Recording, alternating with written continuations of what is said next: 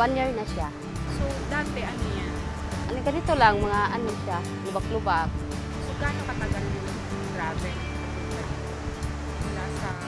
Sa Cagayan de Oro, 1 hour na lang. Dati, Mga 2 hours, yan. dumami ba yung Mga turista, marami. O pag summer, walang school, pag Sabado, Linggo, dami. nakabuti ba yung kalsada? Oo. Hindi na sila kanang makuan ang mga turista, dili na siya mahadlok sila. Bakit dati nakakatakot? Opo, kasi lubak-lubak ang kalsada.